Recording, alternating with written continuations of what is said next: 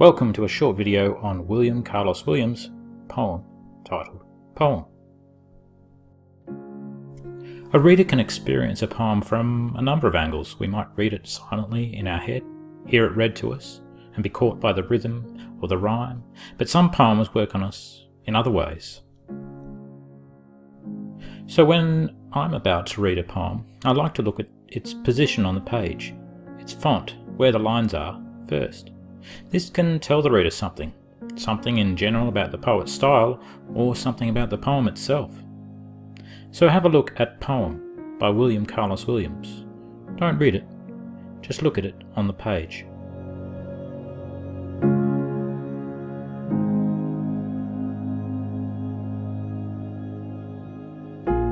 So, did you notice how it is aligned to the left side of the page?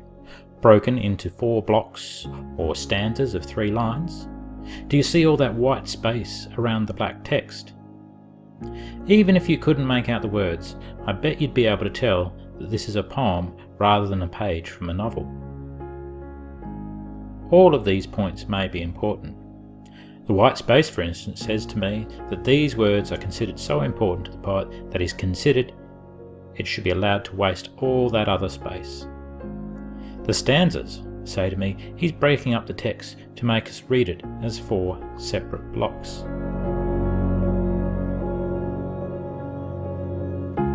Okay, so that's done. Let's look at the title. Poem by William Carlos Williams. Okay, hardly the most exciting name for a poem. But poets can use titles in a number of ways.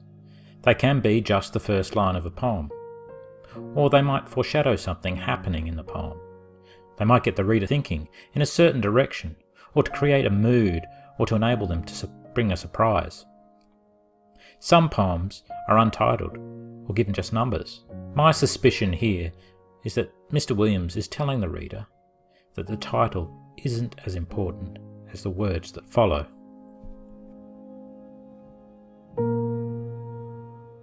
Reading a poem. Well, reading a poem is quite obviously different to reading from a novel or a newspaper, where you read to where the line ends and then try to keep reading as quickly as you can when you go down to the next line. With most poems, however, you want to take a short pause where the line ends, even if it feels like you are halfway through a sentence. Okay, let's read.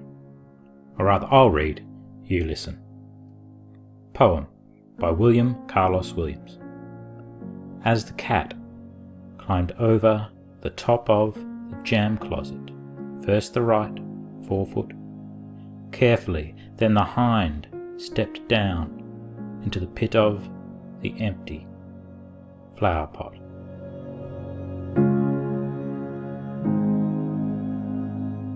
What did you notice? Poems can have lots of different features. Sound, rhythm, rhyme, metaphor, simile, symbolism, imagery, you name it, the list can go on. Usually though, a poem chooses some of these over others. What I notice with this poem is some of the sound features. The alliteration of cat and climbed, first and forefoot, and then the P sounds in pit, empty, and the pot of flower pot. But by far the most striking feature of this poem for me is how Williams breaks his lines. I find it difficult reading this poem because he breaks them in what feels like funny places. It feels disjointed and arbitrary until you see the content of the poem, the cat climbing over the cupboard, and you realise what Williams is doing is aligning the imagery with the form of the poem. The words are staggered, stilted, almost stuttering, like the walk of the cat it describes. So what did you think? My preference is turned toward poetry with a bit of rhyme or rhythm, where the sound of the poem is given a little more weight. But I must admit, the more I read this poem, the greater fondness I have for Mr. Williams forcing me to slow my reading down, to build that tension and suspense as I watch that cat's perilous climb again and again in my head.